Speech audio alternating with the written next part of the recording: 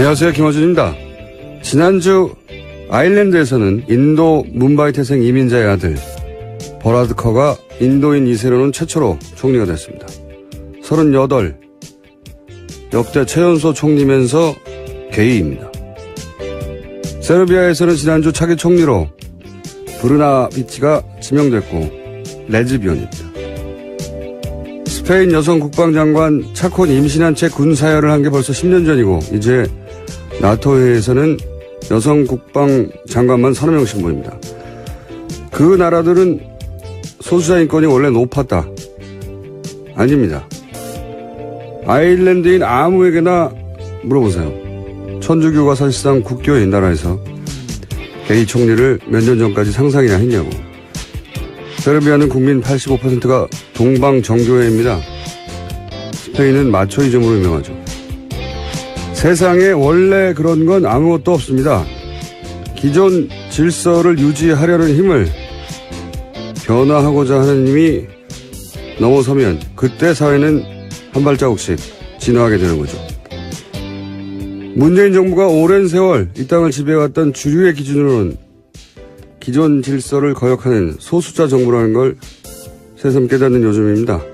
원래 그런 건 아무것도 없다는 걸 매일 되새기는 정부가 되길 기대합니다. 김어준 생각이었습니다.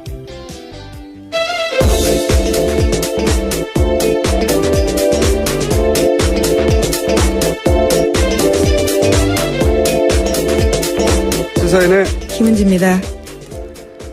자, 오늘도 뉴스를 달려볼까요? 한 주의 마무리입니다. 네, 문재인 대통령이 어제는 로이터 통신과 인터뷰를 했습니다. 한미가 합의한 사드 배치 일정의 구체적인 내용을 처음 공개했습니다. 문재인 대통령은 당선 이후 보고받은 바에 의하면 원래 금년 하반기까지 사드 발사대 1기를 야전 배치하고 나머지 5기는 내년에 배치하기로 스케줄이 합의됐다라고 밝혔습니다.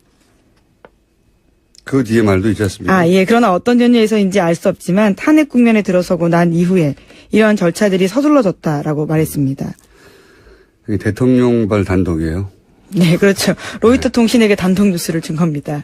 이게 굉장히 중요한 메시지인 것이 한미 동맹의 가장 중요한 매개체가 된다고 오랫동안 지난 정부에서 얘기해왔던 이 사드 배치 관련해서 대통령조차 어떻게 된 건지 모른다는 거죠. 예, 말이 안 되는 거죠. 가장 중요한 무기체계라고 하는데 대통령이 군 통수권자가 어떤 연유인지 알 수 없는 상황에서 원래 스케줄이 바뀌었다. 왜 바뀌었는지도, 어떻게 바뀌었는지도, 누가 바꿨는지도, 어떤 절차를 거쳐서 바뀌었는지 모른다. 조사하겠다는 얘기죠. 예. 저는 엄중 처벌해야 되는 사안이라고 봅니다. 아무런 기록도 남기지 않았다는 얘기고요. 예. 그래 놓고 한미 동맹이 중요하다는 얘기 백날하면 무슨 소용입니까? 대통령도 모르는 사안인데. 자, 그런 단독이 하나 나왔고요. 다음 뉴스는요? 네, 또 연이어서 어제 로이터 통신과 인터뷰에서 눈길을 끄는 부분이 있습니다. 중국의 역할론도 강조했습니다. 문재인 대통령은 중국의 도움 없이는 대북 제재가 성과를 거둘 수 없다면서 북핵 프로그램 통제에서 중국이 더 큰 역할을 해야 한다고 기대한다고 밝혔습니다. 또 다음 달 열리는 G20 정상회의 때 시진핑 중국 국가주석을 만나서 사드 배치 이후에 중국이 취한 보복 조치를 철회하도록 요청하겠다고 말했습니다. 최근 중국에서 어젠가요? 그저께인가요? 네. 최근 이제 한미 간 오간 보도 내용 관련해서 환영 메시지가 나오기도 했죠. 유화적인 제스처를 좀 취하겠다는, 우리가 좀 취할 테니 당신들 좀 취해라, 뭐 이런 얘기겠죠. 네. 어제, 요즘 외신과 계속 인터뷰 중이네요. 예. 네. 한미 정상회담 앞두고 외신을 연차 인터뷰하고 있는 중입니다. 문재인 대통령이요. 다음 뉴스는요? 어제 강경화 외교부 장관은 렉스 틸러슨 미 국무장관과 처음 통화했습니다. 틸러슨 장관은 사드 부지 환경 영향 평가 등 국내법적 절차에 대해서 한국 내 민주적 절차를 존중한다라고 밝혔습니다. 강 장관이 사드 배치 결정 과정에 대한 문재인 정부의 재검토 작업을 설명하고 이해를 구하는 데서 나온 대답이었습니다. 이게 이제 문재인 특보가 한국이 이 절차를 밟아야 한다고 했더니 그 자리에 있던 마이클 그린 계속 며칠째 나오고 있습니다. 예, 그러니 빨리 해야 된다. 특례 만들어서 신속하게 해야 된다. 이런 걸 토대로 뭐 한미 동맹이 위태롭다는 호들갑을 떨었잖아요. 예. 그런데 이제 국무장관이 존중한다고, 예. 미 국무장관이 한미 동맹을 깨고 있는 거죠. 그 호들갑을 떨던 시각에서 보자면. 예. 말이 안 되는 거였는데, 제가 3일째 이 얘기를 하지 않을 수가 없네요. 이 마이클 그린이 소속된 싱크탱크 소속된 사람들 발로 우리 워싱턴 주재 기자들이 인터뷰해서 멘트를 굉장히 많이 땁니다. 근데 CSIS 같은 경우는 이제 가장 유명한 곳인데 여기 가장 큰 돈줄이 일본의 사사가와 재단이에요. 우리나라에서는 안 유명한데 이 싱크탱크 사이에서는 굉장히 유명하죠. 돈 많이 되는 걸로. 이 사사가와 재단은 사사가와라는 정치인이 극우 파시스트예요. 예. 자기가 실제 그렇게 얘기했어요. 내가 세계에서 제일 돈 많은 파시스트라고. 네. 예, 무솔리니 추종하고. 예. 거기서 돈을 댑니다. 이 싱크탱크가. 싱크탱크가 무슨 고고한 학술단체가 아니에요. 이제 지적 용병이라고 할까요? 예. 지적 용병이 된 지 오래입니다. 괜히 워싱턴 이런 싱크탱크가 친일본 성향을 띈 게 아니고, 그리고 이 싱크탱크 워싱턴 정가에 또 영향을 일정 정도 준단 말이죠. 그래서 괜히 방금 전에 나왔던 이 틸러슨이 일본 방문해서 일본이 미국에게 가장 중요한 동맹이다 말을 한 게 아니죠. 그러면서 곁가지로 한국은 그 파트너 중에 하나란 말. 괜히 나온 말이 아니에요. 예. 우리나라에서 우리 보수가 우리끼리 그냥 우리나라에 앉아서 한미동맹 가장 중요하다 이런 말 하고 있는 건 정말 웃긴 얘기입니다. 사실. 그 현장에서는 이런 포럼에서는 혹은 싱크탱크는 일본의 영향력 아래에 들어간 지 오래됐어요. 예. 사사가와 재단 한번 찾아보세요.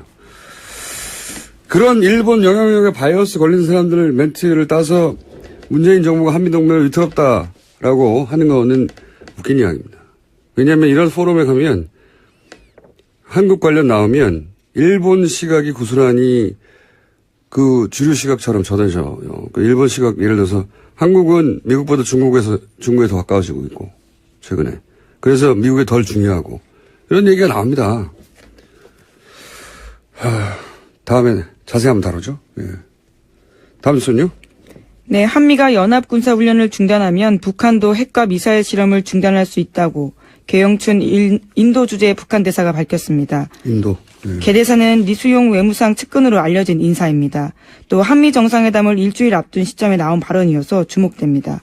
이게 이제 문정인 특보 발언, 미국 발언, 북한 발언이 한 궤를 이루고 있어요. 그러니까 한미, 북미 채널이 돌아가고 있다는 뜻이고 문정인 특보 발언은 사실은 이렇게 지나고 보면 아무런 문제가 없는 발언이었어요. 예.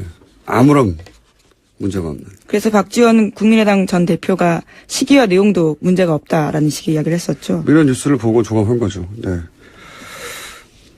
그러니까 그 호들갑은 무지했거나 의도적이었거나 둘 중에 하나입니다. 다음 뉴스는요. 문재인 대통령은 올해 하반기 공무원과 공공기관의 블라인드 채용제 실시 의지 밝혔습니다. 특별한 경우가 아니면 이력서에 학벌이나 출신지, 신체 조건 같은 차별적 요소를 기재하지 않도록 하겠다고 밝혔습니다. 이거 원래 10년 전부터 그렇게 하기로 돼 있었는데 그동안 안 한 거죠. 거꾸로 우리 보수가 그렇게 따르고 싶어하는 미국에서 사진, 신체 정보 요구하면 소송당해요. 심지어 우리 이력서에는 부모 직업, 예. 학력까지 쓰라고 되어 있는 경우가 많습니다. 소송당할 내용들입니다. 이게 표준이 돼 있죠. 10년 전에 하자고 했는데 예. 공기관도 안 따르고 있죠. 그래서 공기관부터 공무원부터 하겠다는 거고요. 다음 뉴스는요. 여야 간의 국회 정상화 논의했습니다. 하지만 합의점 찾지 못했습니다. 추경 정부조직법 심사가 밀리게 됐습니다. 다만 인사청문회는 열리게 되는데요. 어제 더불어민주당 우원식 원내대표가 이와 같은 소식을 전하다가 눈물을 흘렸습니다. 우 원내대표는 자유한국당이 정권교체를 인정하지 못하고 있다. 대선 불복이다. 국민의당도 섭섭하다. 이렇게 밝혔습니다. 이 이야기는 저희가 3부에서 우원식 원내대표를 직접 연결해서 어떤 의미인지 들어보겠습니다. 자, 오늘 게스트가 많거든요. 다음 뉴스는요. 네, 정유라 씨나 최순실 씨 소유로 된 독일 재산이 없다고 TV조선이 보도했습니다. 현금화해서 모두 썼거나 다른 사람 명의로 바꿨다라는 건데요. 검찰은 정 씨가 소진한 돈이 삼성에서 받은 돈 등 불법으로 세탁한 돈일 가능성이 높다고 판단하고 있습니다. 그렇기 때문에 찾기 어렵다라는 고충도 토로하고 있습니다. 이게 저는 영장 기각이 계속해서 대단히 아쉬운 것이, 그리고 문제가 있다고 생각하는 것이, 예를 들어서 비싼 말과 함께 계속 이동했거든요. 엄청 돈이 나갔겠죠. 예, 그러면서도 몰래 그 주택을 구해서 숨어 다녔잖아요. 예, 돈도 계속 쓰고, 그리고 변호사비는요, 현지에서 그 기간이면 억대로 썼을 거예요. 1억, 2억 수준이 아니라. 네, 실제로 10억 이상 썼다라고 추산된다고 합니다. 그리고 현재 정유라 씨 명의로 된 재산이 아무것도 없고, 그랬다는 얘기는 돈을 현금으로 다 바꿨거나 다른 사람 명의로 바꿨거나 이런 거잖아요. 그러니까 눈앞에서 재산 은닉을 하고 있는데, 그래서 사실은 정유라 씨를 구속해서 수사할 충분한 시급한 사안들이 있는데, 이건 페이퍼상의 정말 논리라고 봅니다. 재청구해야 된다고 보는데 과연 재청구해서 될지 모르겠어요. 지금 같은 상황에서는. 구속에 이유가 있다고 저는 개인적으로 생각하는데. 자, 다음 뉴스는요. 정유라 씨가 해외 도피 중에 지인들한테 쓴 편지 내용 또 나왔습니다. 이번에는 최순실 씨 비서 안모 씨에게 쓴 편지 내용입니다. 법률 용어를 동원해서 변론 대책까지 지시했는데요. 특검이 편파 수사를 한다는 주장을 해야 한다. 특검 목적은 박근혜 대통령 탄핵임을 밝혀서 수사가 무죄 추정 원칙을 벗어난 것이라고 해야 한다. 라는 내용 등이 쓰여 있다고 합니다. 그러니까 어리숙한 연기했는데 아니었어요. 예, 지금 대응하는 걸로 봐도 그렇고, 다시 한번 구속 수사의 필요성이 있다. 저는 생각합니다. 자, 다음 뉴스는요. 네, 어제도 박근혜 전 대통령과 최순실 씨의 뇌물재판 열렸습니다. 관련해서 최순실 씨가 재판을 받던 중에 변호인의 휴대전화를 작동하다가 들켰습니다. 검찰이 강하게 문제제기하면서 재판장도 최 씨에게 경고했습니다. 변호인의 전화로 외부와 메시지를 하고 있다는 의혹인 거죠? 네, 이번만이 처음이 아니고요. 지난번에도 있었다라고 검찰이 문제제기했습니다. 재판정에서도 이러고 있으니까요. 재판정이 아닌 곳에서는 항상 해왔다는 합리적 의심을 가질만 하죠. 자, 다음 뉴스는요. 최태원 SK그룹 회장이 박근혜 전 대통령 재판에 증인으로 어제 참석했습니다. 대통령과의 독대 당시에 최 회장은 동생의 가석방을 언급했고, 박근혜 전 대통령은 SK의 출연 금액을 직접 확인했다고 진술했습니다. 대통령이 직접 돈 얘기하기 쉽지 않은데 얼마 되느냐고 물어봤다는 거 아닙니까? 네, 안종범 전 수석 불러서 직접 금액 확인하고 감사한다라는 이야기까지 했다고 합니다. 관련 뉴스 나올 때마다 웃음이 나와요. 네. 최태원 회장이 직접 진술한 부분입니다. 그러니까 독대니까 둘밖에 모르는 얘기인데, 그동안 안종범 실록에 의해서만 간접적으로 전해지다가 당사자가 나와서 돈 얼마나 있냐고 물어봤다. 예. 재밌는 뉴스입니다. 네. 그래놓고 자기는 전혀 국가를 위해서 한 일이고, 예. 돈이 어떻게 오가는지는 몰랐고, 요구한 적도 없다고. 다음 수는요? 네, BBK 사건의 김정균 씨가 자신의 트위터에 쓴 글이 눈길을 끌고 있습니다. 어제 올린 글인데요. 2007년 대선 직전 박근혜 전 대통령의 변호인인 유영하 변호사가 자신에게 기획 입국을 제안했다고 주장했습니다. 이런 김 씨의 주장에 대해서 유영하 변호사는 트위터 내용을 보지 못했다면서 상식적으로 판단해보라고 말했다고 하고요. 검찰은 공식 입장을 내고 김 씨의 주장은 과거 수사와 판결을 통해서 허위로 판명된 내용이라고 반박했습니다. 이게 무슨 진실 공방처럼 보도가 됐는데 새로운 게 아니에요. 이미 진작에 이혜원 의원이, 마침 그러고 보니까 이혜원 의원 인터뷰도 하네요. 당대표 후보로 주장해 왔던 거예요. 예. 당사자가 김경준 씨가 자기를 보러 온 사람이 누구라고 말한 거 아닙니까, 당사자가. 그렇죠. 2007년 당시에. 예, 이혜원 의원도 진작부터 주장을 했었고요. 근데 여기에 대해서 유영하 변호사 상식적으로 판단해보라고 하는데 뭘 상식적으로 판단해보라는 건지 모르겠는데, 이걸 진실 공방인 것처럼 몰고 가면 이건 물타기입니다. 이게 기사가 되려면 왜 당시에는 유영하 변호사 대신에 이혜원 의원이 뒤집어 썼는가. 그리고 이원 의원한테 크로스 체크를 해야지 규정에 맞는 기사인 거죠. 예. 검찰 주장을 고스란히 똑같은 무게로 실을 게 아니라. 예. 이유가 뭘까? 이원 의원에게 잠시 물어보기로 하고요. 예. 오늘 여기까지입니까? 네. 자, 오늘 미니 인터뷰가 또 하나 있어가지고 예, 여기까지 하겠습니다. 시사인의 김은지였습니다. 감사합니다. 자, 바로 이어서 저희가 미니 인터뷰를 짧게 잡았는데 전국 판사들이 대법원장 사퇴를 요구했는데 이게 30년 만의 일이라고 합니다. 어떻게 된 일인지 이정열 전 부장판사 잠시 연결하고 있습니다. 안녕하세요, 판사님. 네, 안녕하세요. 네, 요즘 자주 연결합니다. 네. 네, 그렇습니다. 이게 이제 아주 긴 사연인데 오늘은 간단하게 무슨 일인지만 짚어보겠습니다. 제가 아는 요약본을 말씀드리면 국제인권법연구회가 있는데 다소 진보적인 의제를 다루는 연구하는 곳인데 공부하는 곳인데 양승태 대법원장 하에서 이 연구회 활동을 제약하려는 의혹이 있었고 네. 그런데 알고 보니까 관련해서 블랙리스트가 있다는 의혹도 동시에 또 제기가 됐습니다. 후에. 그래서 법관들이 모여서 둘 다 의혹이 아니고요. 예. 둘 다 사실일 거예요. 네. 예, 사실이라고 생각하시는 것이고 사실이라고 볼 만한 정황도 여러 가지 있었죠. 그래서 이제 법관들이 모여서 의결을 했어요. 그렇죠? 그리고 이제 게시판도 열렸습니다. 익명 게시판이. 거기서 이런 요구들이 나온 거죠. 대법원장 왜 아무런 얘기가 없냐. 우리가 모여가지고 이 문제를 제기했는데 블랙리스트 관련해서 대법원장 반응이 없다. 사퇴하라. 이렇게 된 거죠. 네, 그렇죠. 요게 요약본인 거죠. 예, 예. 주로 어떤 이유로 그 판사들이 사퇴하라는 내용을 여기다가 이 게시판에, 익명 게시판에 계속 올리고 있습니까? 일단 최초 두 가지 이유가 있는데 하나는 이 처음에 조사가 있었잖아요. 예. 네, 진상조사 보고서가 제출이 됐는데 블랙리스트에 아무 얘기가 관한. 없었던 거예요. 블랙리스트도 그렇고 국제인권법 연구에 관련해서도 네. 그렇고요. 거기에서 이제 일부 문제가 있다고 얘기를 했었어요. 예. 그러면은 전혀 문제가 없었다 그러면 뭐 사실 아무 상관이 없는데 일부 문제가 있었다고 하면 어느 정도는 대법원장이 얘기를 해줘야 되는데 아무 얘기를 안 했어요. 그리고 그다음 문제가 있었으면 징계위원회를 열었어야 되는데 징계위원회를 연 게 아니라 공직자윤리위원회라는 걸 열어가지고 약간 좀 무마하려고 하는 시도가 아니냐라는 그런 의문이 제기된 데다가 이 공직자윤리위원회 위원장이 또 사퇴를 해버리면서 결국은 지금 공전 상태거든요. 아무것도 안 이루어지고 있는 거예요. 이게 이제 하나의 이유고 예. 또 하나는 이 아까 말씀하신 익명 게시판이 열린 다음에 초기에 올라온 글이 그 익명 게시판이 열리게 된 취지는 이게 원래는 실명제인데 실명으로 하면 대법원이나 법원행정처 쪽에 비판적인 의견을 제대로 못 실을 것 아니냐. 그래서 익명으로 하자 해서 열어놨던 거를 오히려 이렇게 거꾸로 돼가지고 이 전국 법관대표회의를 비판하는 내용이 올라온 거예요. 아하. 그러니까 판사들이 보기에는 이거는 이 대표성에 흠집을 내려고 하는 행정처 쪽의 음모가 아니냐. 그러니까 오히려 역풍이 불어버린 거죠. 아하.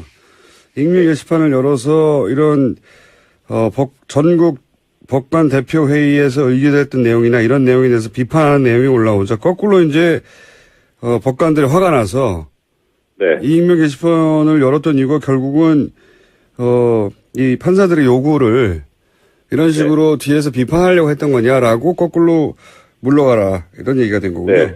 예. 그리고 게다가 또 하나 있는 게 지금 사실 이게 이야기하기 조심스러운 건데 익명 게시판이기도 하고 내부 게시판이잖아요. 네. 그러니까 외부에서는 사실 알 수가 없는 건데 법관 아니면 이게 거의 이게 거의 실시간으로 지금 보도가 되고 있거든요. 누군가가 전달한다는 얘기네요. 네. 예. 그리고 게다가 지금 요새 올라오는 글들이 뭐 저는 언론 보도를 보고 알긴 했는데 이게 너무 수준이 낮다는 거예요. 그래서 이게 정말 이거 법관이 쓰고 있는 게 맞냐.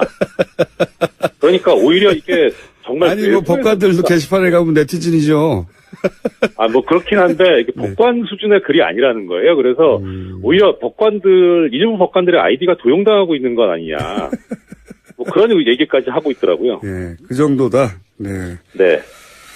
그래서 대법원장 물러가라는 얘기가 나왔다. 이 사안은 저희가 따로 한번 왜냐하면 지금 현재 막 벌어진 일이고 진행 중인 일이라 오늘 여기까지만 할 텐데요. 마지막으로 한 가지만 더 여쭤보자면 어떤 일이 벌어졌는가 하는 정도만 지금 체크하는 건데 네. 어차피 임기가 석 달밖에 안 남았는데 대법원장이 굳이 퇴진을 요구하는 이유는 뭔가요? 간단하게 정리해 주십시오. 판사들 성향이죠. 판사들은 법률가거든요. 법률가 중에 법률가이기 때문에 임기가 하루가 남아도 아닌 건 아닌 거예요. 무슨 말씀인지 알겠습니다. 오늘 여기까지 듣겠습니다. 감사합니다. 네, 고맙습니다. 지금까지 이정열 전 부장판사였습니다. 자유한국당 당대표 경선이 홍준표 후보가 TV토론을 거부하면서 그 갈등이 격화되고 있는데요. 자유한국당 대표 경선의 신상진 후보 전화 연결됐습니다. 안녕하세요, 의원님. 네, 수고하십니다. 안녕하세요. 네.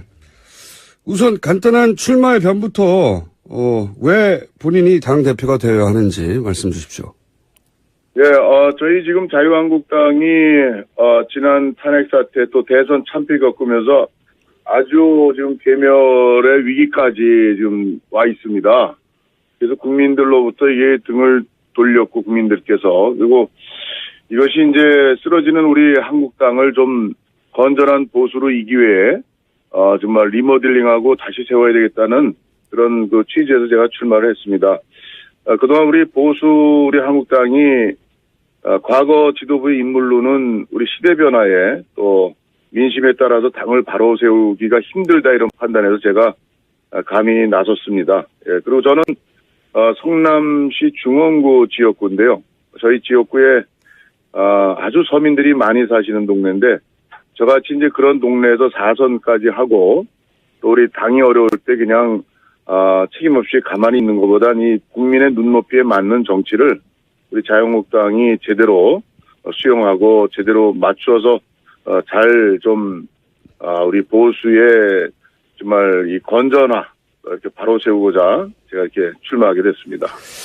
알겠습니다. 사선이시긴 한데 이제 대선 후보였던 홍준표 전 지사나 당 지도부를 역임했던 원유철 의원에 비해서 이제 상대적으로 지명도가 낮은 건 사실인데요.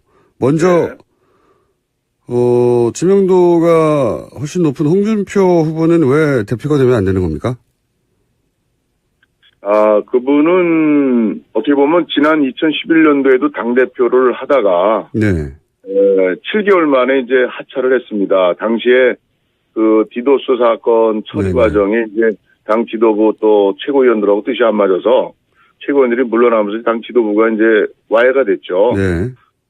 이제 그것이 어떻게 보면 이제 지도력의 한계라는 하나의 그 실천 과정에서 보여줬던 모습이라고 볼 수 있고 또 지금 우리 국민들이 원하는 거는 계파가 좀 보수당이 계파 갈등으로 맨날 싸워서 여기까지 왔는데 좀 그런 계파 갈등 어떤 사익을 추구하는 그런 식의 당권 투쟁 같은 게 좀 없어야 되겠고 또 지금 이제 우리 국민들이 좀 이 품격 있는 좀 그런 정치를 원합니다. 근데 우리 홍준표 후보 같은 이제 그런 면에서 좀 국민의 기대에 좀 못 미치는 부분이 많이 있고 그래서 저 같은 경우는 이제 사실 인지도 면에서는 약하지만 인지도가 오히려 없는 것이 없다기보다 좀 낮은 것이 저는 오히려 이제 참신한 정치 또 저 같은 경우는 13년 정치하면서 어느 계파에 속하거나 줄서거나 이런 적이 없습니다. 그래서 저는 계파 갈등을 옆에서 수없이 잘못된 걸 봐왔기 때문에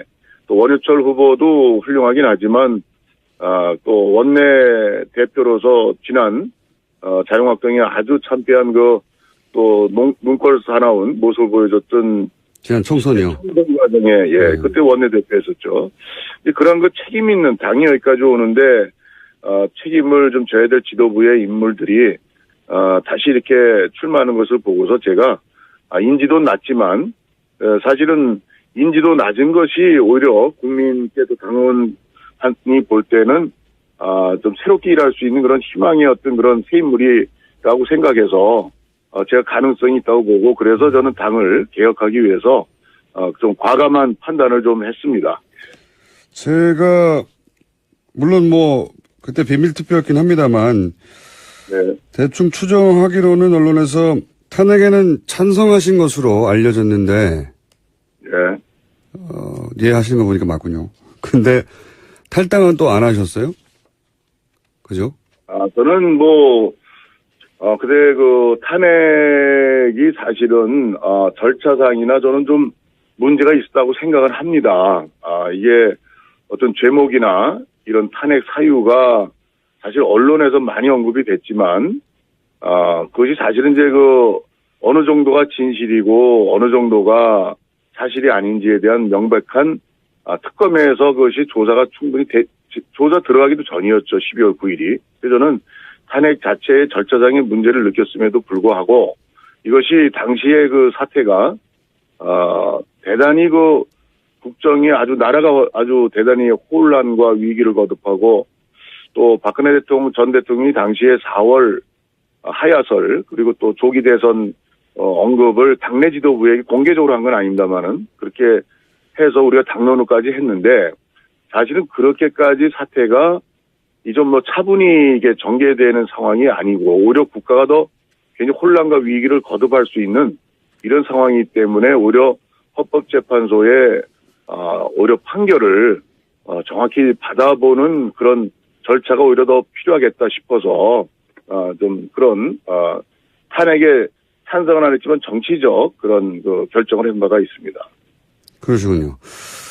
탈당 문제는 네. 저는 그렇습니다. 이게 당 안에서 쭉 저 같은 경우는 어떻게 보면 친박도 전혀 아니고 권력 주변에 가본 적도 없고 어떻게 보면 의정 활동 또 국회직 활동 지역구 활동 열심히 했던 의원인데 근데 그 당에 어쨌든 공천받고 국회의원을 하고 있고 어쨌든 공동 연대 책임이 있는 입장에서 근데 탈당한다는 거는 뭔가 집에 불이 났는데 불 끌 생각 안 하고 또 책임지는 그런 자세에서 좀 나가서 어떤 해결하는 당시에 또 반기문 또 유엔 전 사무총장의 대선 후보로였던 옹립 이런 문제들이 정치적 계산이 깔려 있어가지고 그게 탈당한 그런 계산적 탈당에 대해서 저는 좀 찬성을 안 했고 무너져도 같이 우리가 책임지고 당시 이제 새누리당에 그대로 몸을 담고 잘못된 거 있으면 최대한 고쳐야 되는 그런 방향을 가지고 탈당을 당시 안 했습니다. 탈당이 전부라고 생각하지 않았습니다. 알겠습니다. 자, 그러면 이 질문을 좀 드려봐야 되겠습니다. 자유한국당이 문재인 정부 출범 이후에 박수 쳐준 대목이 아무것도 없다는 이미지인데요. 이게 언론에 잘못 알려진 이미지입니까? 아니면 실제 문재인 정부가 잘하는 게 없어서 박수를 쳐주지 않은 건가요? 글쎄, 사실 지금 이제 문재인 정부 출범이 한 40일 이제 됐잖아요. 네, 50일 가까이, 예. 네. 10일이니까, 아니죠. 40일이군요. 예. 네, 40일 됐는데,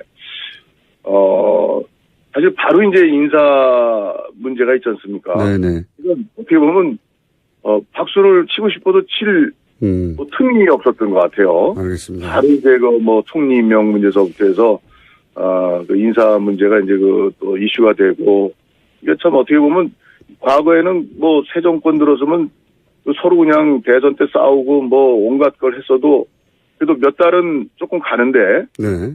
지금 이렇게 이제 새 정부가 일단 어쨌든 선출이 됐으면, 일할 수 있는 좀 그런 힘은 얻어야 될 거 아니야? 잘못됐든 잘했든. 근데 네.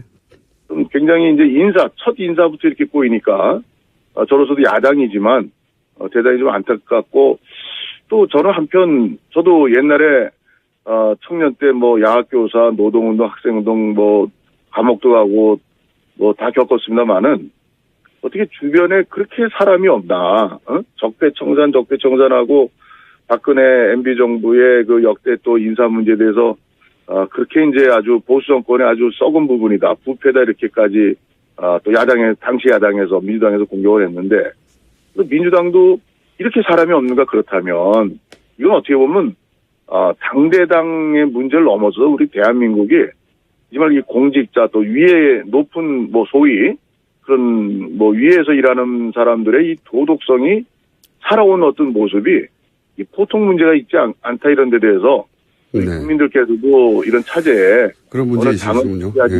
지지하든 않든 간에, 이런 문제에서는 좀 바로잡고, 그리고 또 문재인 정부도 널리 인재를 구하면 좋은 사람이 있을 거예요. 근데 이게 이제 바로 자기 측근들, 주변 이 코드 이렇게 또 선거 때 공을 세웠거나 이런 가까운 데서 찾다 보니까, 이런 한계들을 노정해서 야당으로서도 이런 문제를 그냥 또 이렇게 박수치고 넘어갈 수는 없지 않습니까? 그래서 참 이 참 대단히 안타까운 현실입니다. 알겠습니다. 뭐 강경화 상관이 측근이거나 가까운 데 찾은 건 아닌 것 같긴 한데 그런 문제인식은 알겠고요. 예. 그러면 본인이 당대표가 되면 이 대관계는 어떤 변화가 있을 예정입니까? 그래서 이건 뭐 일방으로 변화가 뭐 온다고 보기는 어렵고요.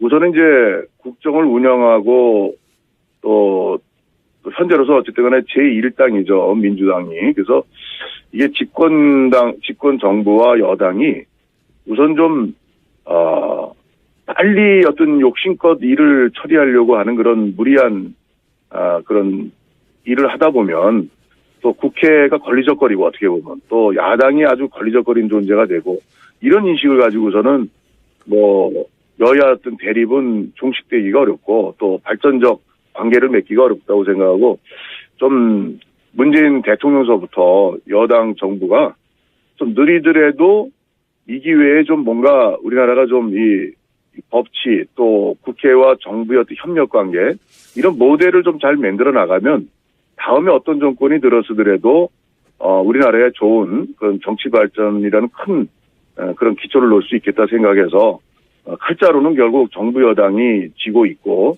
또 그것이 합리적이고 또 야당이 아무리 때를 쓸래도 합리적이고 국민 지지를 받는다면 진정하게 그러면 야당을 이길 수가 있겠죠. 그렇지만 지금의 인사 문제라든가 또 이번에 뭐 추경도 사실은 불효불급한 거는 우리 야당이 반대한다면 국민들한테 돌팔매 맞죠. 그렇지만 뭐 공무원 수를 뭐 대폭 늘린다든가 그게 사실 일자리 늘리는 그런 거로 볼 수는 없는 거죠. 그래서 좀 예를 들어서 공무원도 1,500명 이게 아니라 뭐 249명이 필요하다. 원래 공무원 증원은 대단히 철저하게 따져서 원래 하는 겁니다. 근데 이걸 그냥 뭐 일자리 해가지고 공시생들 정말 그냥 이 지원만 왕창 늘려놓고서 거기에 희망 가는데 그 희망 성취하는 취업이 공무원으로 되는 사람이 얼마나 있겠습니까? 그래서 좀 이런 정책들을 좀 합리적으로 좀 야당하고 좀 이 통과되고 또 함께 할 수 있는 걸 미리 예상해서 좀 거기에서 조금 더 나가든가 해야지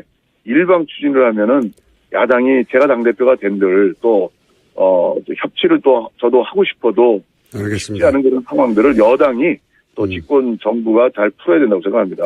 알겠습니다. 주로 이제 청와대와 여당의 잘못을 지적하셨고요. 예, 그쪽이 책임이라고 말씀하셨는데 한 가지만 더 여쭤보자면 그러면 네. 자유한국당은 이 여야 대치 국면에서 잘못이 없습니까?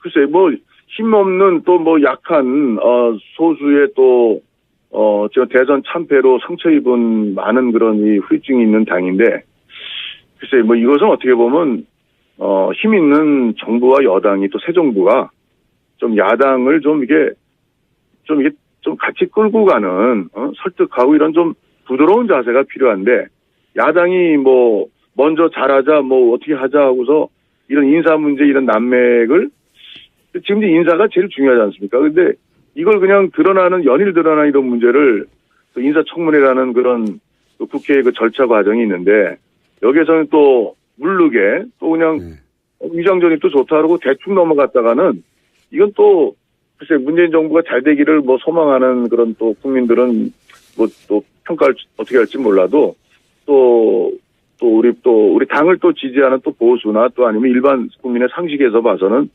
또 야당이 또 그렇게 해서는 또 안 된다고 생각합니다. 그거 언제 고칩니까, 그런 거. 그래서 힘 있는 정부가 또 여당이 조금 좀 그게 야당의 잘못은 없는 건가요? 자유한국당에? 글쎄 저는 이제 한 40일 아직은 없다. 예. 40일인데 저희 잘못을 이렇게 보기에는 조금 좀 특별한 게 좀 없는 것 같습니다. 알겠습니다. 오늘 여기까지만 듣고요. 네. 경선이 막바지에 이르면 다시 한번 연결하겠습니다. 오늘 말씀 감사합니다. 예, 수고하세요. 감사합니다. 네. 지금까지 자유한국당 신상진 후보였습니다.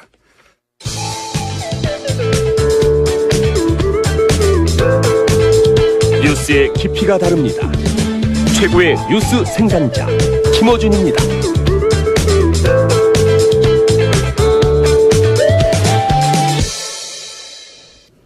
자, 바른정당도 새 당대표가 이제 월요일에 결정됩니다. 이현 의원 전화 연결됐습니다. 안녕하십니까? 네, 안녕하세요. 네, 당대표 경선 때문에 고정 코너도 출연을 못하시는 역차별을 받고 계신데. 아유, 감사합니다. 그래도 이렇게 연결해 주셔서 고정 코너는 아니더라도. 네. 다른 질문 전에 오늘 갑자기 어제 뉴스가 나와서 유영아 변호사 얘기가 나왔어요. 김명준 씨. 그래요? BBK. 예. BBK 김명준 씨가 전당대 하느라고 그 뉴스는 못 봤는데 무슨 네. 건가요? 본인을 만나러 온 사람 기획 입국을 제안한 사람은 유영아 변호사다라고 얘기를 했거든요. 김경준 씨가 그렇게 얘기를 했대요? 네네. 이현 의원님 오래전부터 이걸 여셨네요? 네. 네. 오래전부터 내가 아니고 유영아 변호사라고 주장하셨었습니까? 근데 드디어 이제 진실이 밝혀졌네요. 예. 당사자가 그런 말을 했죠, 처음으로. 그동안은 이현 의원님의 일방적인 주장. 그동안 제가 궁금한 제가 건. 아니라고 그렇게 얘기를 했는데. 그러니까요. 한 가지가 궁금합니다. 네. 한 가지가. 왜 이현 의원에게 당시에 뒤집어 씌웠을까요? 제가 그때 좀 말씀드렸지만 친박들이 절 공천 안 주려고 하는 그런 국면이었었잖아요. 그게 타이밍이. 예. 그리고 제가 말씀드렸을 때는 이제 친박 모 중진, 저를 공천 안 주려고 하시는 핵심 인물, 그분이 갑자기 전화하셔서 내일 검찰이 모종의 발표를 할 텐데 거기 반박하지 말고 그냥 가만히 있으라. 뒤집어 쓰라는 거 아닙니까? 그리고 그 다음날 검찰이 발표한 게 감옥에 김경준을 김경준을 이혜훈이 접촉했다. 예. 나는 그런 발표를 했었거든요. 제가 아니라고 나는 접촉한 적도 없고, 나는 감옥에 간 적도 없고, 난 미국에 간 적도 없고, 나는 만날 수도 없고, 김경준을 변호사도 아니기 때문에. 알겠습니다. 아무리 아니라고 하더라도 그때 그게 안 먹혔잖아요. 네. 당사자가 이제 오늘 드디어 이현 의원님 말씀처럼 네, 본인을 만나러 온 사람이 유영아 변호사라고 얘기를 했어요. 네. 이 얘기는. 참 기가 막히네요. 네, 당대표가 대심위에 출연하셔서 다시 한번 얘기하게 하고요. 네. 아유, 정말 이제 속 시원합니다. 네. 진실은 진짜 언젠간 드러나네요. 자, 오늘까지의, 전국을 돌면서 한 누적으로 현재 1위세요. 아유, 감사합니다. 근데 아직 선거의 한 4분의 1도 진행이 안 된 상태라. 수도권 안 했기 때문에, 그죠? 네. 그리고 또 저희는, 당원도 많고 당원들 투표율이 높은 곳이 TK거든요. TK가 아직 투표를 진행하고 있고 이게 끝나지 않았기 때문에. 그렇군요. 전혀 판세를 짐작하기는 좀 어려운 상황입니다. 현재 판세로는, 지금까지의 판세만으로는 1, 2위를 이현 후보, 하태경 후보가 큰 차이 없이 박빙으로 다투고 있다. 이 정도인데요. 하태경 후보 저 인터뷰했더니 본인이 1등 할 거라고, 예, 본인은 본인과의 싸움이라고 하던데, 하태경 의원은 당대표 하면 안 됩니까? 저는 하태경 후보 잘하지만, 저는 이 국면에서, 이제, 하태경 후보가 잘할 수 있는 국면이 있고, 또 저 같은 사람이 필요한 국면이 있고, 이게 다 타이밍이 좀 다르지 않나 생각합니다. 근데 지금은 강온 양면 전략이 동시구사가 돼야 되는 국면이라고 생각해서, 저 같은 사람이 더 필요한 국면이다. 이렇게 감히 말씀을 드리겠습니다. 하태경 의원은 왜 강온을 못하는 거죠? 하태경 의원님은 좀 강한 면이 많으시죠. 강강으로 나갈 공산이 큽니까? 예. 근데 이제, 밖으로는 대여 강경투쟁을 해야 되잖아요. 선명하게. 아무래도 야당이다 보니까. 그런 면도 있고. 그 다음에 또 보수 안에서도 경쟁이 있잖아요. 진짜 보수, 가짜 보수, 주도권 경쟁이 있으니까 강력한 리더십이 필요하긴 한데, 동시에 저희가 좀 작은 정당이다 보니까 여기서 한 분이라도 놓치면 또 흐트러질까봐 다들 걱정이 많으세요. 근데 이렇게 똘똘 뭉쳐서 하나로 가려면 화합이 필요하잖아요. 이또 화합은 어머니 리더십 포용하고 끌어안고 이렇게 다독이고 하는 이런 것도 필요하거든요. 그래서 저는 감히 강온 동시구사가 되는 거는 제가 아니냐 이렇게 그냥 당원들께 말씀드리고 있습니다. 하태경 의원님 훌륭하죠. 정운천 의원은 그러면요. 뭐가 문제입니까? 당대표 하는데. 문제가 있는 건 아니고요. 문제가 없으면 정운천 대표 다 훌륭한데. 다 훌륭하죠. 정운천 의원님, 김영우 의원님 다 훌륭하죠. 근데 이 국면에서는 제가 그분들보다 좀 필요한 국면이다. 그냥 그렇게 말씀드리는 거죠. 김영우 후보는 저희와 인터뷰를 거절하셔서 네 분 중에 유일하게 인터뷰를 못했는데. 거절하셨어요? 네. 유일하게 거절하셨어요. 격가지 질문인데 김영우 후보 말씀하셨어요? 네. 김영우 후보가 이혜훈 의원님 뉴스공장 출연을 토론회 때 지적하셨다고요? 왜 거기 나가냐고 막 공격을 하셔가지고 제가 좀 당황했어요. 그래서 아니 왜 나가면 안 되냐 그랬더니 문정인 특보 발언 이런 부분을 얘기를 하면서 진행자의 생각에 동의하냐. 그래서 아니 진행자하고 생각이 같을 수도 있고 다를 수도 있고 어떻게 뭐 모든 생각이 다 똑같은 그런 진행자 프로만 골라서 나가냐. 진행자하고 생각이 다르다고 그 프로 나가면 안 되냐. 제가 그렇게 말씀드렸어요. 네. 당대표 토론에서 뉴스공장이 거론이 됐습니다. 참. 네. 아니, 제가 재밌어가지고 그만큼 여쭤봤어요. 핫하다는 거죠. 그리고 그만큼 우리 진행자께서 완전히 국민 아이콘이시잖아요. 오늘 여론조사가 있다고 너무 오늘 여론조사가 있죠? 오늘 아니요. 저희 내일 모레인가? 내일 모레인가. 여론조사가 내일 모레일 겁니다. 아마. 네, 예. 당원 책임 당원과 일반 당원 그러고 나서는 일반인들을 상대로 한 여론조사인 거죠? 네, 맞습니다. 그게 30%입니다. 일반인을 상대로 한 여론조사 굉장히 중요하네요. 그게 굉장히 중요합니다. 왜냐하면 당원은 7만 명이 다 투표를 물론 안 한다 그러더라도 그래도 한 몇만 명이 투표하시잖아요. 그 몇만 명이 투표한 게 70%가 되는 거거든요. 근데 일반인 여론조사는 주로 여론조사 회사들이 1000명 하잖아요. 네. 1000명의 값이 30%가 되는 거니까 그렇죠. 한 명 한 명의 가치가 굉장히 크죠. 그렇군요. 네. 어제 민주당 우원식 원내대표가 자유한국당이 해도 너무한다 이런 성토를 한 건 아시죠? 예. 들었어요. 근데 아니 왜 우원식 원내대표님은 저는 자유한국당이 해도 너무한다는 데는 동의하거든요. 거기는 동의하는. 어떻게 거긴 동의해요. 어떻게 반대 말고 할 줄 아는 게 없냐. 저도 그런 생각이 들긴 들어요. 그래서 성토를 하는 것까지는 저는 이해를 하는데 조금 너무 나가셨어요. 추경을 반대하는 건 대선 불복이다 하시는 거는 조금 너무 하신 것 같아요. 자유한국당의 태도에 대해서 대선 불복이라고 하신 것 같긴 한데 이 대목은 저희가 잠시 후에 또 우원식 원내대표 인터뷰가 있으니까 진위는 여쭤보기로 하고요. 여하간 제가 궁금한 것은 자유한국당이 해도 너무한다고 하는 그 대목에 대해서는 동의하십니까? 동의하죠. 자유한국당이 추경을 심사조차 안 하겠다. 이거는 누가 들어도 너무하고요. 저는 이건 내로남불 좀 그만했으면 좋겠어요. 이건 전형적인 내로남불이거든요. 왜냐하면 이거 조금 길게 설명드려도 되나요? 3번밖에 안 남았으니까 알아주십시오. 네. 네.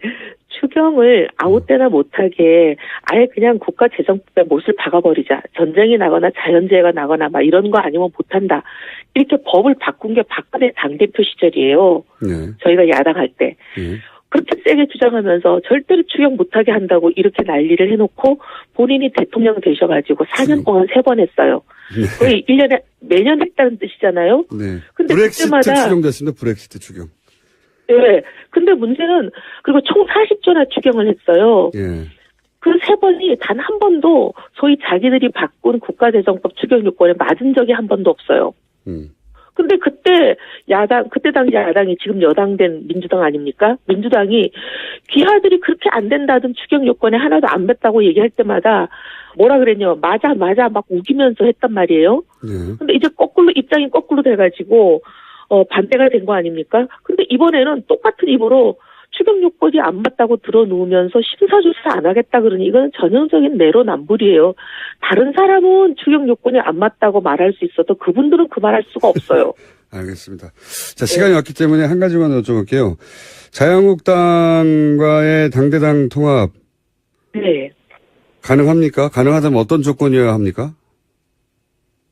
일단 지금 이를 올릴 필요도 없습니다. 지금은요? 가능한 조건 자체가 지금은 이루어질까 가능성이 보이지도 않고요. 자유한국당이 완전히 환골탈태를 해서 제대로 된 진짜 보수가 되지 않으면 불가능한데 지금 저러고 있는데 제대로 된 진짜 보수가 될 가능성이라는 게 지금은 얘기할 형편도 안 되기 때문에 지금으로서는 얘기할 타이밍이 아닌 것 같아요. 알겠습니다. 홍준표 지사가 유리한 게 아니냐 하는 게 이제 대체적인 전망인데 만약 홍 전 지사가 자유한국당의 대표가 물론 결론을 봐야 알겠지만 전망을 하는 거니까 일단 전망 상태에서 대표가 된다면 그리고 이혜원 의원님이 대표가 된다면 두 분의 상생상 이 당대당 통합은 사실상 굉장히 어렵다. 이렇게 봐야 되는 거 아닙니까? 그렇게 얘기하는 분들이 계세요. 그렇게 얘기하는 분들이 계시는데 어쨌든 저는 자유한국당의 홍준표 지사가 되든 누가 되든 개혁이 무망하다 그렇게 생각합니다. 지난번에도 말씀드렸지만 결국 친박당이거든요. 지금도 친박이 주인이에요. 상황으로 친박이 뒤에 앉아서 수렴청정을 하고 있고 앞에 로봇가 누가 나오냐 그 차일 뿐인데 간판을 아무리 바꿔다들 주인은 친박인데 그 당이 뭐가 달라지겠습니까? 알겠습니다. 달라지기 어려울 거예요.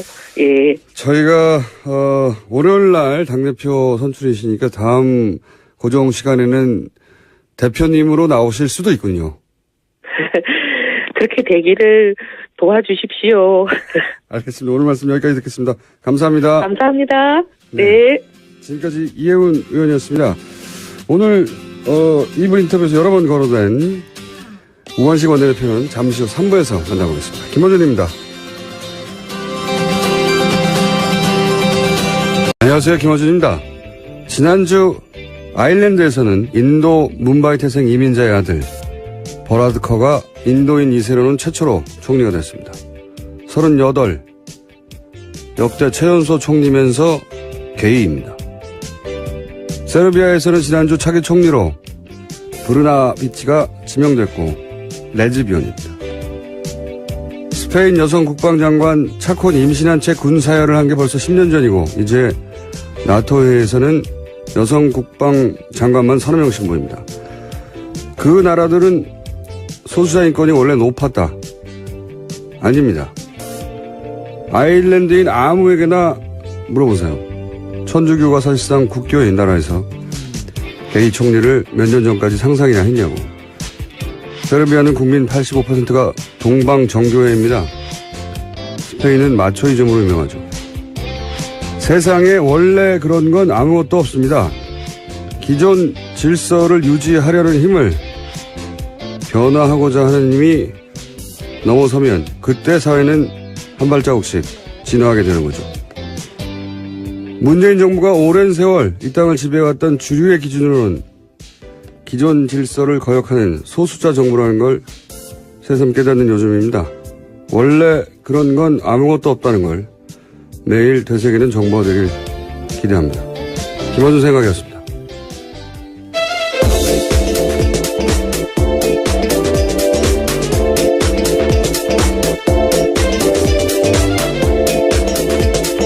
시사인의 김은지입니다. 자, 오늘도 뉴스를 달려볼까요? 한 주의 마무리입니다. 네, 문재인 대통령이 어제는 로이터 통신과 인터뷰를 했습니다. 한미가 합의한 사드 배치 일정의 구체적인 내용을 처음 공개했습니다. 문재인 대통령은 당선 이후 보고받은 바에 의하면 원래 금년 하반기까지 사드 발사대 1기를 야전 배치하고 나머지 5기는 내년에 배치하기로 스케줄이 합의됐다라고 밝혔습니다.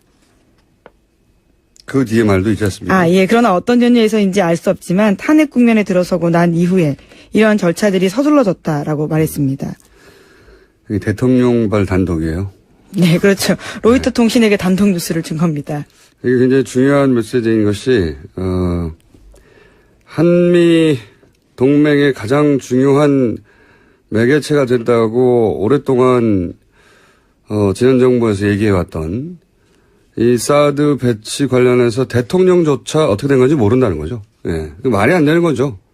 가장 중요한 무기체계라고 하는데 대통령이 군 통수권자가 어떤 연유인지 알 수 없는 상황에서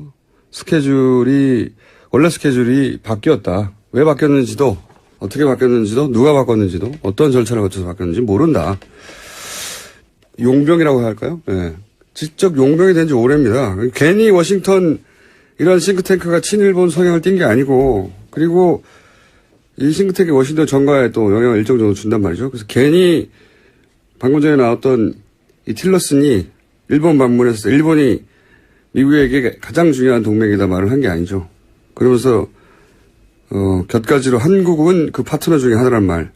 괜히 나온 말이 아니에요. 예. 우리나라에서 우리 보수가 우리끼리 그냥 우리나라에 앉아서 한미동맹 가장 중요하다. 이런 말 하고 있는 건 정말 웃긴 얘기입니다, 사실. 그 현장에서는, 이런 포럼에서는 혹은 싱크탱크는 일본의 영향력 아래에 들어간 지 오래됐어요. 예. 사사가와 재단 한번 찾아보세요. 그런 일본 영향력에 바이러스 걸린 사람들 멘트를 따서 문재인 정부가 한미동맹을 위태롭다라고 하는 거는 웃긴 이야기입니다. 왜냐하면 이런 포럼에 가면 한국 관련 나오면 일본 시각이 고스란히 그 주류 시각처럼 전해져요. 그 일본 시각 예를 들어서 한국은 미국보다 중국에 더 가까워지고 있고 최근에. 그래서 미국이 덜 중요하고 이런 얘기가 나옵니다. 다음에 자세히 한번 다루죠. 예. 다음 순요. 네, 한미가 연합군사훈련을 중단하면 북한도 핵과 미사일 실험을 중단할 수 있다고 계영춘 인도 주재 북한 대사가 밝혔습니다. 인도. 예. 개 대사는 리수용 외무상 측근으로 알려진 인사입니다. 또 한미 정상회담을 일주일 앞둔 시점에 나온 발언이어서 주목됩니다. 이게 이제 문정인 특보 발언, 미국 발언, 북한 발언이 한 궤를 이루고 있어요. 그러니까 한미, 북미 채널이 돌아가고 있다는 뜻이고 문재인 특보 발언은 사실은 이렇게 지나고 보면 아무런 문제가 없는 발언이었어요. 예. 아무런 문제가 없는. 그래서 박지원 국민의당 전 대표가 시기와 내용도 문제가 없다라는 식의 이야기를 했었죠. 이런 뉴스를 보고 종합한 거죠. 네. 그러니까 그 호들갑은 무지했거나 의도적이었거나 둘 중에 하나입니다. 다음 뉴스는요. 문재인 대통령은 올해 하반기 공무원과 공공기관의 블라인드 채용제 실시 의지 밝혔습니다. 특별한 경우가 아니면 이력서에 학벌이나 출신지, 신체 조건 같은 차별적 요소를 기재하지 않도록 하겠다고 밝혔습니다. 이거 원래 10년 전부터 그렇게 하기로 돼 있었는데 그동안 안 한 거죠. 거꾸로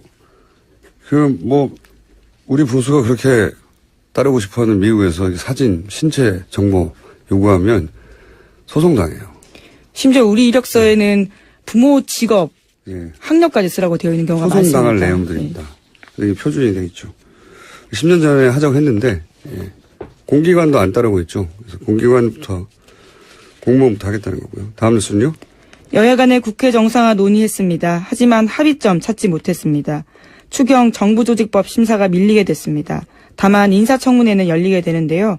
어제 더불어민주당 우원식 원내대표가 이와 같은 소식을 전하다가 눈물을 흘렸습니다. 우 원내대표는 자유한국당이 정권교체를 인정하지 못하고 있다. 대선 불복이다. 국민의당도 섭섭하다. 이렇게 밝혔습니다. 이 이야기는 저희가 3부에서 우원식 원내대표를 직접 연결해서 어떤 의미인지 들어보겠습니다. 자, 오늘 게스트가 많거든요. 다음 뉴스는요. 네, 정유라 씨나 최순실 씨 소유로 된 독일 재산이 없다고 TV조선이 보도했습니다. 현금화해서 모두 썼거나 다른 사람 명의로 바꿨다라는 건데요.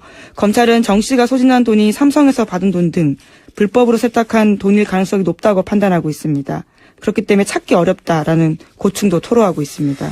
이게 저는 영장 기각이 계속해서 대단히 아쉬운 것이 그리고 문제가 있다고 생각하는 것이 예를 들어서 비싼 말과 함께 계속 이동했거든요. 엄청 돈이 나갔겠죠. 예, 그러면서도 몰래 그 주택을 구해서 숨어 다녔잖아요. 예, 돈도 계속 쓰고 그리고 변호사비는요. 현지에서 그 기간이면 억대로 썼을 거예요. 1억 2억 수준이 아니라. 네, 실제로 10억 이상 썼다라고 추산된다고 합니다. 그리고 현재 정유라 씨 명의로 된 재산이 아무것도 없고 그랬다는 얘기는 돈을 현금으로 다 바꿨거나 다른 사람 명의로 바꿨거나 이런 거잖아요. 그러니까 눈앞에서 재산 은닉을 하고 있는데 그래서 사실은 정유라 씨를 구속해서 수사할 충분한 시급한 사안들이 있는데 이건 페이퍼상의 정말 논리라고 봅니다. 재청구해야 된다고 보는데 과연 재청구해서 될지 모르겠어요. 지금 같은 상황에서는. 구속의 이유가 있다고 저는 개인적으로 생각하는데. 자, 다음 뉴스는요. 정유라 씨가 해외 도피 중에 지인들한테 쓴 편지 내용 또 나왔습니다. 이번에는 최순실 씨 비서 안모 씨에게 쓴 편지 내용입니다. 법률 용어를 동원해서 변론 대책까지 지시했는데요. 특검이 편파 수사를 한다는 주장을 해야 한다. 특검 목적은 박근혜 대통령 탄핵임을 밝혀서 수사가 무죄 추정 원칙을 벗어난 것이라고 해야 한다. 라는 내용 등이 쓰여 있다고 합니다. 그러니까 어리숙한 연기했는데 아니었어요. 예, 지금 대응하는 걸로 봐도 그렇고 다시 한번 구속 수사의 필요성이 있다. 저는 생각합니다. 자, 다음 뉴스는요. 네, 어제도 박근혜 전 대통령과 최순실 씨의 뇌물재판 열렸습니다. 관련해서 최순실 씨가 재판을 받던 중에 변호인의 휴대전화를 작동하다가 들켰습니다. 검찰이 강하게 문제 제기하면서 재판장도 최 씨에게 경고했습니다. 변호인의 전화로 외부와 메시지를 하고 있다는 의혹인 거죠? 네, 이번만이 처음이 아니고요. 지난번에도 있었다라고 검찰이 문제 제기했습니다. 재판정에서도 이러고 있으니까요. 재판정이 아닌 곳에서는 항상 해왔다는 합리적 의심을 가질만 하죠. 자, 다음 수는요. 최태원 SK그룹 회장이 박근혜 전 대통령 재판에 증인으로 어제 참석했습니다. 대통령과의 독대 당시에 최 회장은 동생의 가석방을 언급했고 박근혜 전 대통령은 SK의 출연 금액을 직접 확인했다고 진술했습니다. 대통령이 직접 돈 얘기하기 쉽지 않은데 얼마 되느냐고 물어봤다는 거 아닙니까? 네, 안종범 전 수석 불러서 직접 금액 확인하고 감사한다라는 이야기까지 했다고 합니다. 관련해서 나올 때마다 웃음이 나와요. 네. 최태원 회장이 직접 진술한 부분입니다. 그러니까 독대니까 둘밖에 모르는 얘기인데 그동안 안종범 실록에 의해서만 간접적으로 전해지다가 당사자가 나와서 돈 얼마나 있냐고 물어봤다. 예. 재밌는 뉴스입니다. 네. 그래놓고 자기는 전혀 국가를 위해서 한 일이고, 돈이 어떻게 오가는지는 몰랐고, 요구한 적도 없다고. 다음 수는요? 네, BBK 사건의 김정균 씨가 자신의 트위터에 쓴 글이 눈길을 끌고 있습니다. 어제 올린 글인데요. 2007년 대선 직전 박근혜 전 대통령의 변호인인 유영하 변호사가 자신에게 기획 입국을 제안했다고 주장했습니다. 이런 김 씨의 주장에 대해서 유영하 변호사는 트위터 내용을 보지 못했다면서 상식적으로 판단해보라고 말했다고 하고요. 검찰은 공식 입장을 내고 김 씨의 주장은 과거 수사와 판결을 통해서 허위로 판명된 내용이라고 반박했습니다. 이게 무슨 진실 공방처럼 보도가 됐는데 새로운 게 아니에요. 이미 진작에 이혜원 의원이 마침 그러고 보니까 이혜원 의원 인터뷰도 하네요. 당대표 후보로. 주장이 왔던 거예요. 예. 당사자가 김경준 씨가 자기를 모르는 사람이 누구라고 말한 거 아닙니까, 당사자가. 그렇죠. 2007년 당시에. 예. 이혜원 의원도 진작부터 주장을 했었고요. 근데 여기에 대해서 유영하 변호사 상식적으로 판단해보라고 하는데 뭘 상식적으로 판단해보라는 건지 모르겠는데 이걸 진실 공방인 것처럼 몰고 가면 이건 물타기입니다. 이게 기사가 되려면 왜 당시에는 유영하 변호사 대신에 이혜원 의원이 뒤집어 썼는가. 그리고 이혜원 의원한테 크로스 체크를 해야지 규정에 맞는 기사인 거죠. 예. 검찰 주장을 고스란히 똑같은 무게로 실을 게 아니라. 예. 이유가 뭘까? 이혜원 의원에게 잠시 물어보기로 하고요. 예. 오늘 여기까지입니까? 네.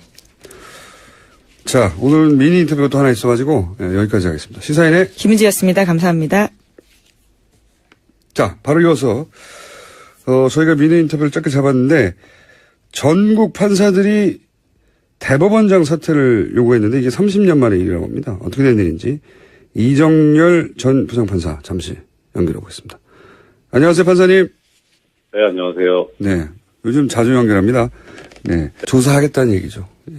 저는 엄중 처벌해야 되는 사안이라고 봅니다. 아무런 기록도 남기지 않았다는 얘기고요. 예.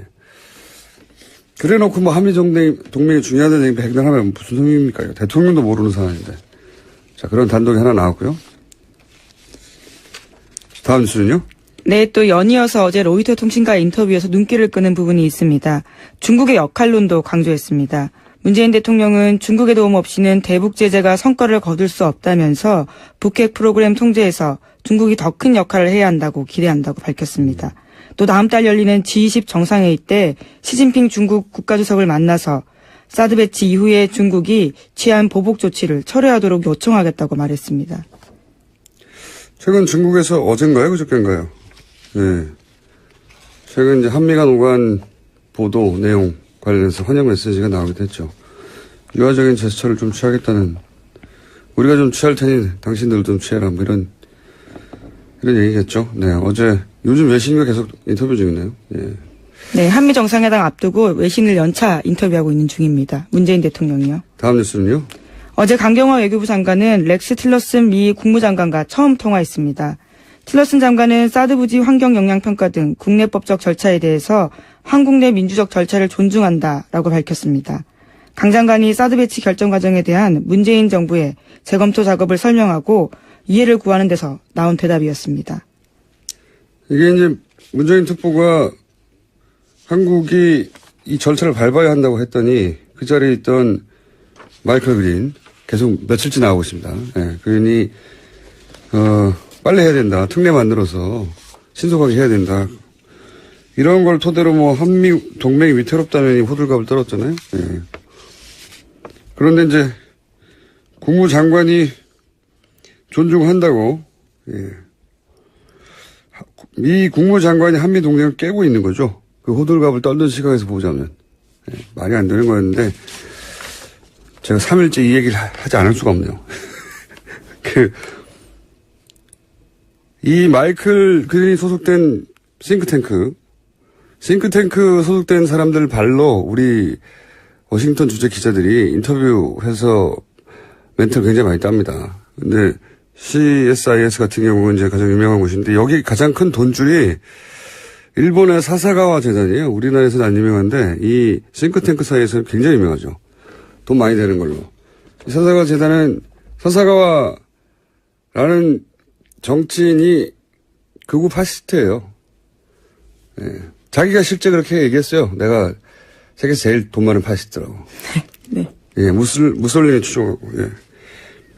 거기서 돈을 댑니다, 이 싱크탱크가. 싱크탱크가 무슨 고고한 학술단체가 아니에요. 이제 지적